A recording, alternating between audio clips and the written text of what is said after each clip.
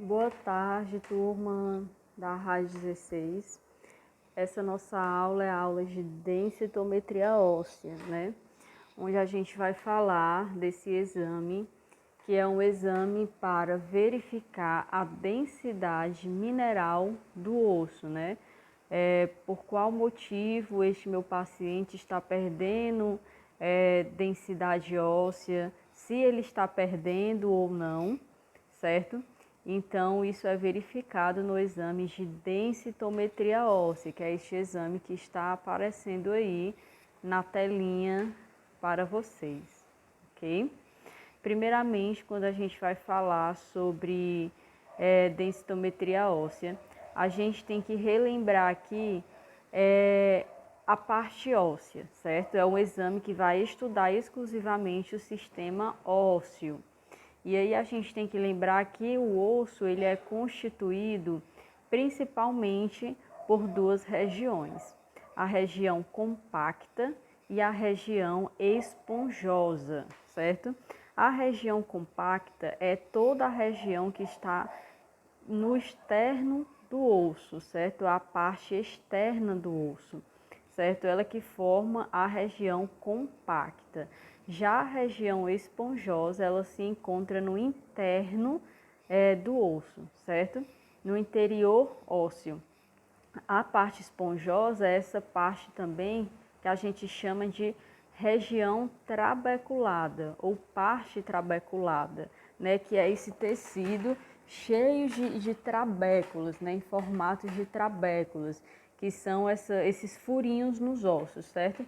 Essa parte trabeculada, essa parte esponjosa, ela existe para dar mais sustentabilidade no osso, certo?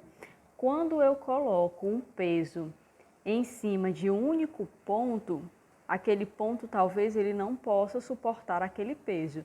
Mas quando eu coloco o peso em cima de diversos pontos, o peso vai se distribuir, né?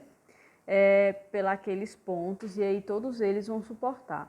É a mesma coisa, talvez vocês já tenham feito a experiência da cadeira de prego. Você senta em um prego, você vai conseguir se furar, porque um prego vai suportar todo o seu peso. Mas se você senta numa cadeira que está cheia de pregos nivelados, então você não consegue se furar com nenhum prego daquele, porque o seu peso ele se distribui por todos aqueles pregos, certo? Do mesmo jeito são os ossos. Se o peso do nosso corpo fosse colocado apenas na região compacta do osso, né, que é uma região mais linear, ele não ia suportar, o osso ia quebrar. Mas como ele é colocado por cima dessas trabeculações, dessas divisão aí interna do osso, então o peso ele se distribui e aí o osso ele consegue suportar aquele peso corpóreo, certo? Então, na densitometria óssea, a gente vai estudar principalmente a parte do interior do osso, ok? Que é onde vai se encontrar essa parte trabeculada. Quando o osso ele começa a ter uma perca de mineral óssea, né, que é principalmente o cálcio, então ele começa a criar cavitações, cavidades no interior do osso, porque essas trabéculas elas não conseguem se reconstituir e aí o osso ele começa a criar cavidades maiores, né? O osso também é um organismo vivo, né? Todo dia a gente produz células ósseas e células ósseas todo dia também morrem para a gente ter um equilíbrio. Só que na perca mineral óssea morre mais tecido ósseo do que reproduz. Então é por isso que vai começar a criar essas cavitações. Aí a gente tem que procurar a causa dessa perca mineral do osso. Mas antes de procurar a causa, a gente tem que diagnosticar se o paciente realmente está perdendo mineração óssea. E a gente identifica essa perca mineral óssea através do exame de densitometria óssea. Aí aqui, ó, vem explicando rapidinho a diferença de osteopenia para osteoporose. A osteopenia, ela é uma perca de cálcio até 30%, né? Até 30%, na verdade até 29%, porque tem que ser inferior a 30%. A osteopenia não, ela é uma perca de mineral ósseo, é uma perca de cálcio a partir de 30%, né? Se tá perdendo, se já a pessoa tem 30%, ela já está classificada como osteoporose, certo? Então, na osteopenia, ela perde cálcio abaixo de 30%. E nessa patologia, ela é reversível, ou seja, eu consigo reverter o quadro do meu paciente. Se ele está com osteopenia, eu consigo tratar, certo? Através de atividade física, reposição de vitamina C, regrando a alimentação do meu paciente, também com a ingestão de medicamento. Lógico que não vai tratar apenas com uma dessas opções, se trata a osteopenia com todas essas opções, certo? Opções não, com todas essas indicações. Tem que fazer tudo junto, atividade física, vitamina C, alimentação e medicamento. E aí, se o paciente fizer o tratamento bem direitinho, eu consigo reverter o quadro. Reverter o quadro é quando o paciente ele tem osteopenia, faz o tratamento e aí ele deixa de ter osteopenia, volta ao quadro de normalidade, ok? E aí ele segue uma vida normal. Já a osteoporose, ela é uma patologia irreversível, porque a perca de cálcio ela já está superior a 30%. Então, eu não consigo mais reverter esse quadro, ou seja, eu não consigo fazer com que o paciente ele deixe de ter osteoporose.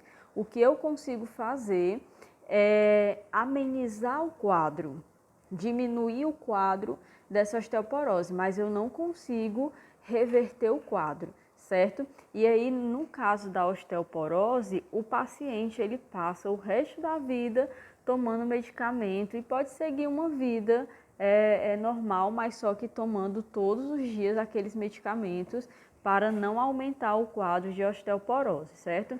A osteopenia, ela antecipa a osteoporose. Por exemplo, o paciente ele está com perca mineral óssea, depois ele tem osteopenia. Se a osteopenia não for tratada, aí pode evoluir para uma osteoporose. Aqui a gente fala sobre as indicações para se realizar o exame de densitometria óssea, né?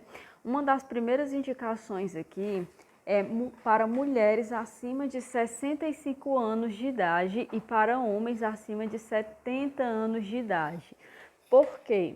Nesses dois casos, são casos em que a mulher já vai ter passado pela menopausa e o homem já vai ter passado pela andropausa, certo? E quando a mulher chega na menopausa, quando o homem chega na menopausa, tende a cair taxas hormonais e juntamente com essas taxas hormonais, tende a cair também a questão da produção de mineração óssea. Então, esse público, né, um público idoso, eles tendem a ter mais percas de densidade mineral óssea. É por isso que muitas vezes eles são mais frágeis, né, de cair, ter uma fratura, não ser uma queda assim que um adulto possa levar e frature. E o idoso não. Qualquer queda já pode ocasionar uma fratura, porque a perca mineral óssea naquele público já está bem avançada, certo? Então, esses pacientes, eles são pacientes que têm um risco muito alto de ter osteopenia ou ter osteoporose, ok? Pessoas com baixo peso também, não é só pessoas magrinhas, são pessoas realmente abaixo do peso. Por quê? Pessoas muito abaixo do peso são pessoas em que elas têm deficiências de algumas vitaminas no corpo e juntamente com essas vitaminas tem deficiências de cálcio. Então provavelmente esse público ele também seja um público que esteja dentro do público de facilidade para se ter uma perca de mineração óssea, ok? Pessoas com fratura prévia são pessoas que fraturam ossos com frequência, né? Um desses casos é aquele público que tem a patologia de osteogênese imperfeita, que também é conhecido como ossos de vidro, né? Esse tipo de pessoa, esse tipo de paciente que tem a osteogênese imperfeita, os ossos de vidro, eles já nascem com essa modificação genética e aí eles não podem carregar muito peso, eles não podem fazer longas caminhadas, não podem fazer exercícios, porque os ossos eles nascem com uma fragilidade muito grande, ele não tem tanta densidade, certo? Então esse público que quebra os ossos, né, praticamente fratura os ossos com facilidade, tem essas fraturas prévias, provavelmente esse público ele seja o público que tem a osteogênese imperfeita. Às vezes, esses ossos quebram logo no parto ou às vezes somente na fase na fase infantil, né, quando já o bebê já tem crescido bastante, ou na fase juvenil. E aí é uma indicação para verificar como é que está a densidade desse paciente, certo? Também medicamentos que aumentam riscos de osteoporose. Existem alguns medicamentos, né, que o paciente toma para tratar alguma doença, que esses medicamentos eles aumentam também o risco de osteoporose, né? São apenas alguns medicamentos que tem aí na parte da farmacologia. Nem sempre esses medicamentos vão aumentar o risco, mas podem aumentar, né? Também assim existem algumas doenças que podem aumentar o risco de osteoporose. Algumas doenças que às vezes podem aumentar, mas não aumentam, vai depender também do organismo de cada pessoa. Certo? Às vezes duas pessoas podem ter aquela mesma doença e uma adquirir a osteoporose e a outra não. Então vai depender muito de organismo para organismo, certo? E também do modo como a pessoa leva a vida, né? Se ela faz exercício, como que é a alimentação dela, tudo isso conta. Esse exame de densitometria óssea, ele também é indicado para monitorar osteoporose já diagnosticada, ou seja, para monitorar tratamento. O paciente foi diagnosticado com tanto com osteopenia como com osteoporose, certo? O paciente foi diagnosticado ou com osteopenia ou com osteoporose, e aí ele começa a fazer esse tratamento. Então, esse tratamento que ele está fazendo é uma indicação para ele voltar no consultório e realizar o exame de densitometria óssea para saber o quê? A evolução desse tratamento, saber se o paciente está melhorando ou se está ali estagnado ou se não está melhorando, né? Se está aumentando o quadro. Então, ele serve também como forma de acompanhar o tratamento, certo? Monitorar.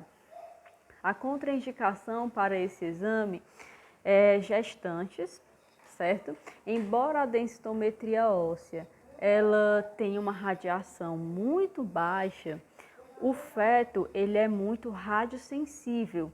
Então também é uma contraindicação para esse tipo de paciente fazer o exame de densitometria óssea, exceto se o médico justificar que o exame ele é mais benéfico do que maléfico para aquela paciente. Então, ele assina um termo, né? E aí você faz o exame, certo? Mas se não, é um público que também é contraindicado. Também é contraindicado para pacientes que realizou algum exame com contraste no dia anterior.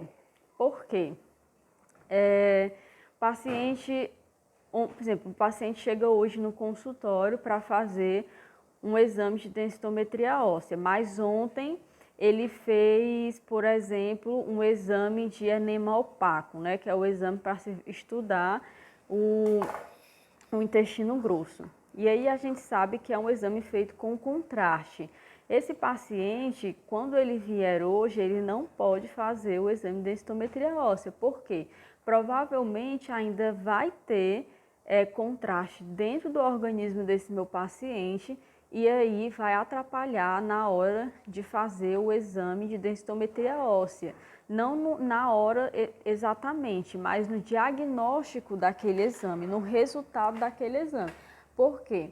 Provavelmente o contraste que ainda está dentro do organismo desse meu paciente pode interferir na hora do médico laudar esse exame, porque vai ter algum resquício de contraste, ele pode estar cobrindo alguma parte que eu esteja estudando, e aí essa parte que ele está cobrindo me dá um falso positivo, certo? Eu dizer, o médico falar que o paciente tem uma doença sem ele ter, ou ele dizer que o paciente não tem uma doença, ele tendo.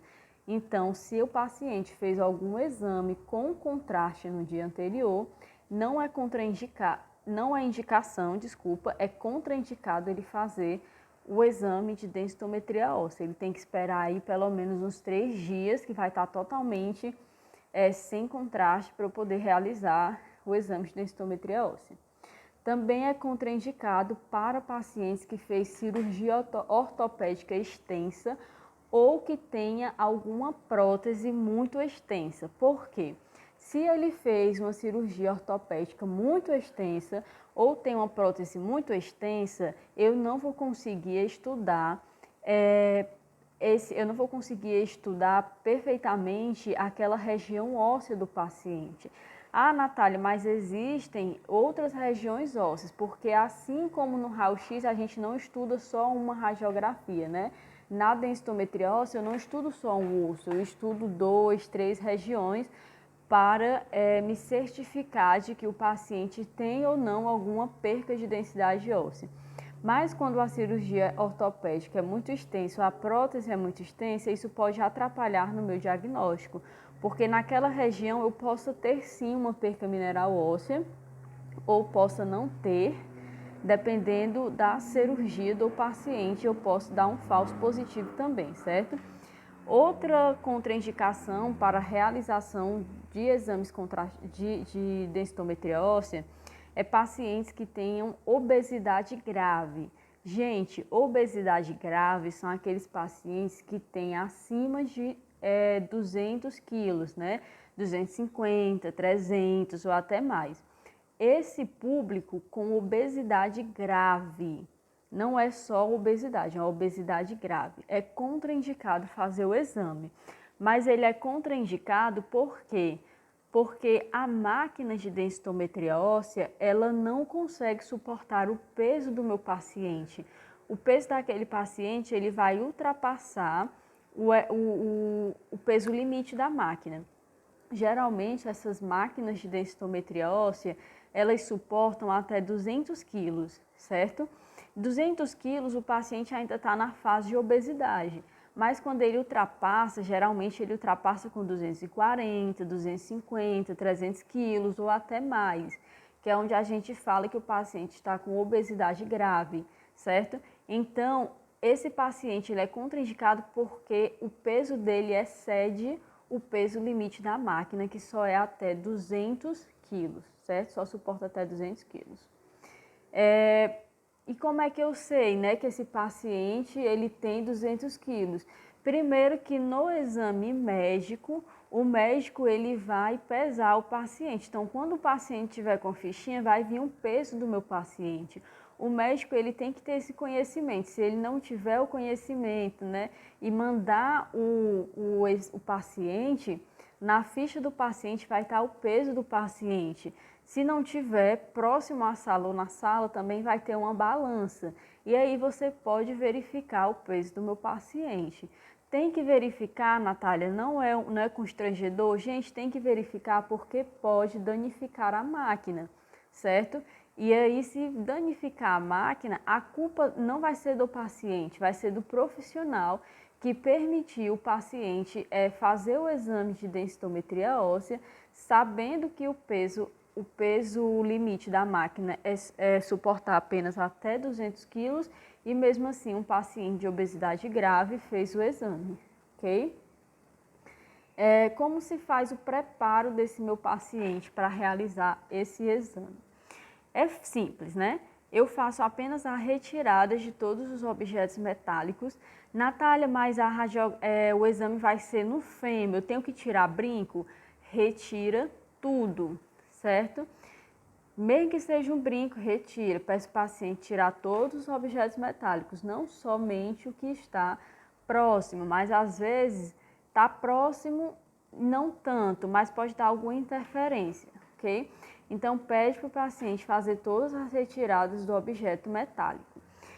E suspender o medicamento com cálcio a 24 horas antes do exame. Isso aí o paciente já vem sabendo, porque o médico mesmo pede para ele suspender. E na sala do exame você também pergunta, não custa nada você chegar para o paciente, conversar com ele e perguntar: senhor toma algum medicamento? Toma, qual é o medicamento?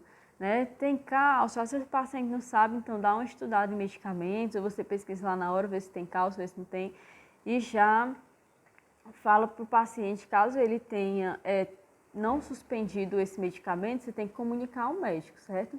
Mas ele precisa suspender o medicamento com cálcio por 24 horas antes do exame para eu estudar aquela massa óssea da forma como ela está. Porque se ele toma algum medicamento que tenha cálcio, aquele cálcio ele vai se transportar para o tecido ósseo. E aí o tecido ósseo ele vai ter a composição de cálcio, porém é uma composição de cálcio porque o paciente está tomando um medicamento para tratar alguma coisa, mas que na composição dele tenha o cálcio. E aí pode atrapalhar um pouco, certo? As regiões examinadas. Quando eu falo de regiões examinadas, eu estou me referindo a um adulto. Se eu estiver me referindo a uma criança, eu falo regiões examinadas em uma criança ou adolescente, certo? Quando eu estou falando de regiões examinadas no adulto, eu estudo essas três regiões: o fêmur, as vértebras lombares e o rádio. Sendo que o fêmur e o rádio não vai ser o osso completo. O fêmur eu só vou estudar a parte proximal, que é aquela região próxima à articulação da coxa, e no rádio eu só vou estudar a parte distal, que é a região próxima à articulação do punho, certo? Então, as regiões examinadas no adulto serão a parte proximal do osso fêmur, as vértebras lombares e a parte distal do osso rádio. E essas vértebras lombares, quando eu faço o estudo delas no exame de densitometria óssea, eu só vou estudar o corpo vertebral. Eu não estudo a vértebra inteira, eu estudo o corpo vertebral. Porque lá no corpo vertebral é onde eu vou ter mais regiões esponjosas, que são aquelas regiões trabeculadas, certo? Então, se tiver alguma perca de mineral ósseo, essas regiões que está mostrando aqui no slide para vocês, serão as regiões em que vai apresentar logo uma falha, né? Vai apresentar cavidades, cavitações, falando vulgarmente, né, verdadeiros buracos na parte do interior dos ossos. E aí, se as regiões forem estudadas, eu não coloquei aqui, mas se elas forem estudadas num público infanto-juvenil, ou seja, num público de criança ou de jovens até 20 anos, essas regiões vão mudar. Aqui são as regiões estudadas no adulto. Quando são as regiões estudadas nas crianças e nos adolescentes, eu estudo a região de vértebras, de toda a coluna vertebral e corpo inteiro, certo? Natália, mas coluna vertebral não faz parte do corpo inteiro? Sim, faz. Só que na literatura vem especificando, porque na densitometria óssea eu não preciso estudar crânio. Se vocês perceberem, eu estou estudando o quê? Ossos longos, certo? Por exemplo, eu não vou precisar estudar crânio nem caixa torácica, as costelas, o externo.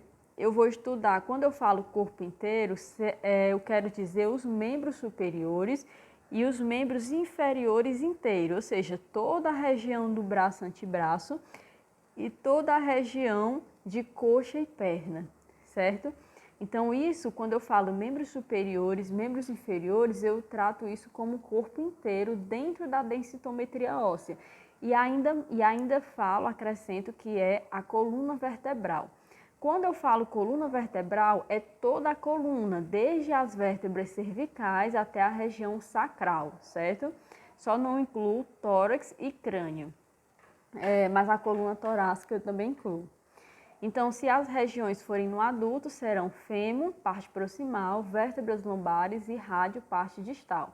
Se as regiões forem em uma criança, vai ser coluna vertebral e corpo inteiro. Essas são as regiões.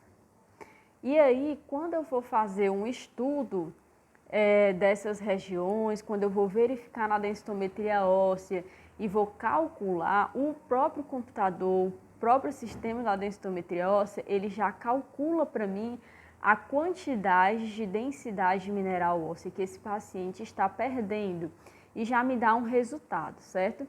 Esse resultado, ele pode vir de duas formas, como T-score, T de tatu, ou Z-score, Z de zebra.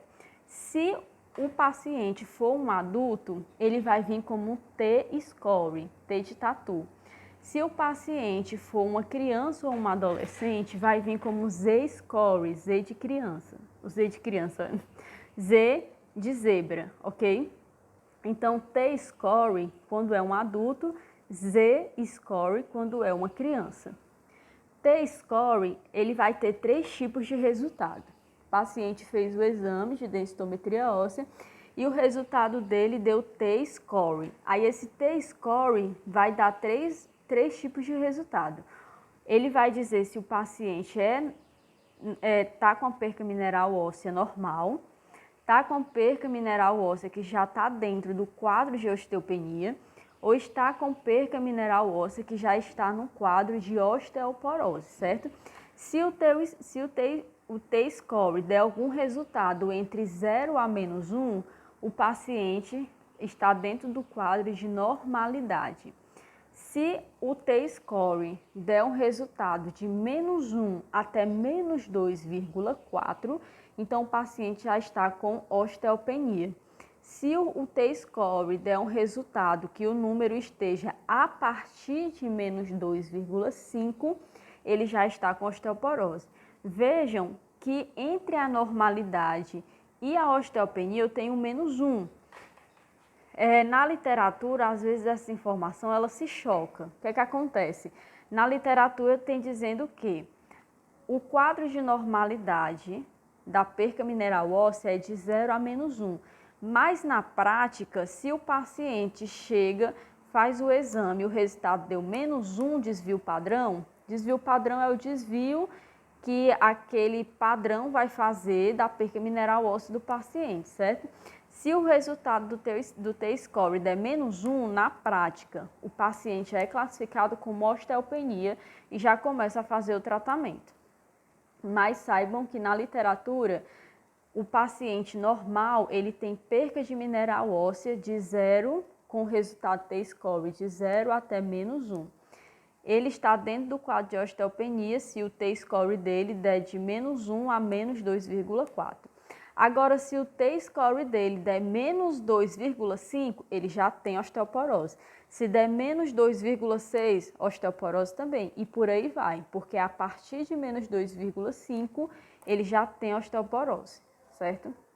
Já quando o paciente ele é criança ou jovem, eu não digo que esse meu paciente ele tem osteopenia ou ele tem osteoporose. Eu falo o quê?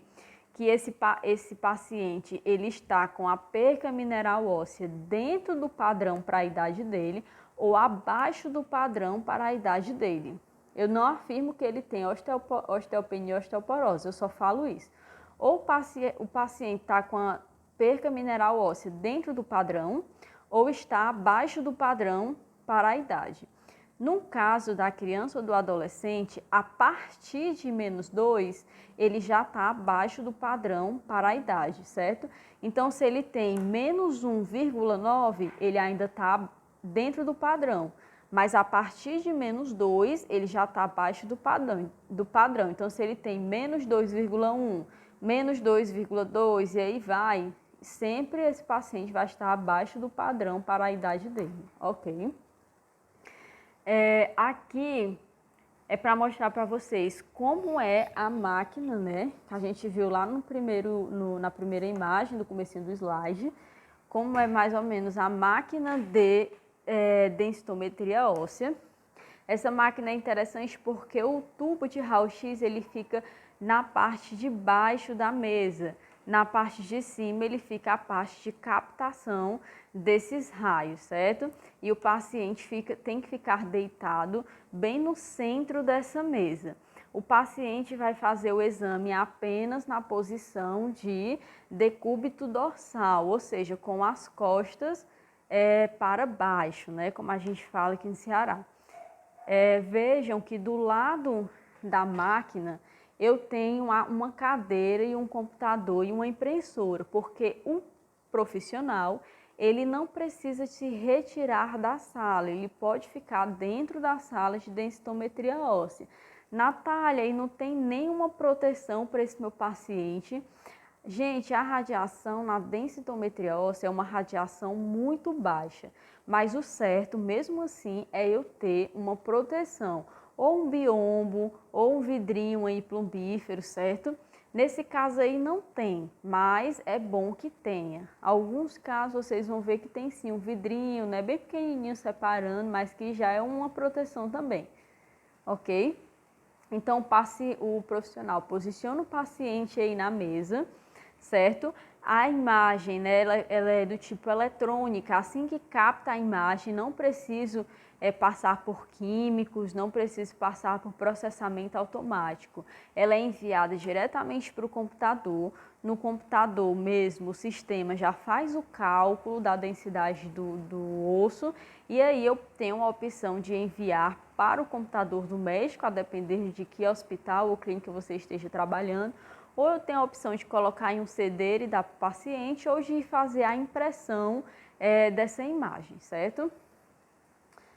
Aqui na outra imagem, ó, tá vendo? Dá para ver melhorzinho a máquina aqui. Pronto. Eu tenho, do lado direito da imagem, se encontra dois objetos, um acolchoadozinho quadrado e um outro meio retangular, meio piramidal, certo? Um é para eu colocar as pernas do meu paciente para eu poder retificar a parte da lombar. Porque a gente sabe que a lombar ela tem uma curvatura, né, que é uma lordose natural do nosso corpo. E aí, quando eu deito meu paciente, essa curvatura permanece na mesa e pode atrapalhar os espaços intervertebrais. Quando eu elevo a perna desse meu paciente, eu consigo retificar essa região da lombar, ou seja, deixar as vértebras todas alinhadas, bem retinhas. E aí eu consigo ver melhor o espaço intervertebral do paciente. Esse outro equipamento aí, que é tipo uma pirâmidezinha, eu prendo os dois pés do paciente, que é para eu fazer um AP verdadeiro da coxa. Lembrando que eu preciso ter uma angulação interna de 5 graus. Se eu não tiver, o pé vai ficar como se fosse apontando para fora, né? E aí a coxa ela fica um pouco rotacionada. Então eu coloco os dois pés presinhos aí para eu ter uma rotação interna de 5 graus e o paciente ter um AP verdadeiro da coxa. Do lado esquerdo da tela de vocês, eu tenho a parte, é tipo um scanner, né, que a densitometria óssea tem, e nessa parte de cima eu tenho um painelzinho, que é o meu painel de controles, onde eu vou colocar a quantidade de radiação e ativar aí para o paciente fazer esse exame de densitometria óssea. Se vocês prestarem atenção, não sei se dá para aparecer para vocês direitinho, mas na mesa eu tenho um retângulo, certo? E tem uma linha, que isso aí identifica o centro da mesa. E eu tenho que alinhar o paciente para que esse paciente não saia todo torto na hora do exame, porque eu vou fazer a radiografia, né? Vou fazer o exame de densitometria óssea. Na hora que aparecer para mim no exame, por exemplo, eu fiz o da coxa, aparecem as duas coxas lá, certo? Eu fiz do rádio, aparecem os dois rádios. Geralmente a gente não faz os dois lados, né? Alguns locais fazem. A gente faz o lado, estuda o lado que o paciente mais utiliza. Por exemplo, paciente é destro, vou fazer do lado direito. Paciente é canhoto, vou fazer do lado esquerdo. Que é o lado que provavelmente vai se desgastar mais, ok? Aqui, ó, uma outra imagem da paciente deitada, certo? Onde eu vou colocar aquele acolchoadozinho quadrado. Coloco os pés da paciente dessa forma. No caso dela aqui, como é um adulto, eu estou fazendo aqui do fêmur não, desculpa, das vértebras lombares. Depois eu tiro o acolchoado, estendo a perna dela, coloco naquele retângulozinho para eu fazer o AP verdadeiro, né, a incidência de antero-posterior verdadeira. Aí faço na coxa e faço no rádio, né?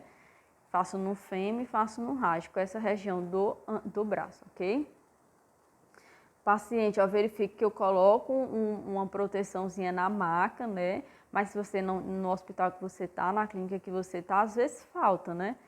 E aí você tem que ter pelo menos um algo para fazer a higiene, mas o certo é você colocar alguma manta descartável em cima dessa mesa, certo? E o paciente, ele não pode estar de roupa. Existem alguns profissionais, em algumas clínicas, alguns hospitais, em que o paciente vai com a roupa bem fininha, que não tem nenhum apetrecho metálico, e aí o profissional deixa o paciente fazer com a roupa.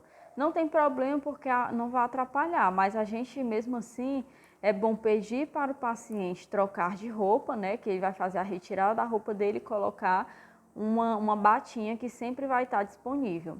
Aí ele vai, deita na maca e faz o exame.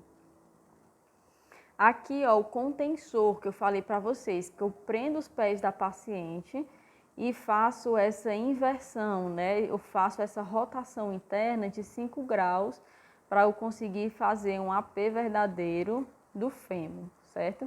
Aqui a profissional, né, alinhando a paciente, ó, veja que ela está bem no centro. Aqui dá para ver melhor que eu tenho uma marquinha aqui, tem uma linha, né, central. Então ela alinha a paciente, ajeita tudo bonitinho, coloca a técnica e vai lá sentar na cadeira e faz o exame, ok? O exame ele sai dessa forma, gente. Sai uma imagem muito ruim, mas necessária para fazer o cálculo da densidade mineral do osso dessa minha paciente ou desse meu paciente, certo? É uma imagem óssea, porém não é igual àquela imagem radiográfica que sai bem bonita. Ela sai uma imagem meio borrada, né? Mas ela é uma imagem necessária para o próprio sistema do computador calcular e me falar, ele me mostra em gráfico, do jeito que está aí do lado, se o paciente está dentro do quadro de normalidade ou se o paciente está já com um quadro de osteopenia ou osteoporose. Vejam que a única coisa que eu vou fazer é alinhar, colocar esse quadrado que está numérico aí, bem bonitinho na imagem. Aí a própria imagem, quando eu coloco o quadradinho, quando eu arrumo assim bonitinho a radiografia, ele vai e faz o cálculo, certo? Então é isso. E aqui eu tenho um questionário, né, o que eu mandei para vocês já, o slide, com 8 questões sobre a densitometria óssea, que vocês têm que fazer e me enviar por e-mail junto com o restante do questionário, certo? Então, essa foi a nossa aula de densitometria óssea. Qualquer dúvida pode entrar em contato através do Instagram da Radiologia Direta. Então, até mais.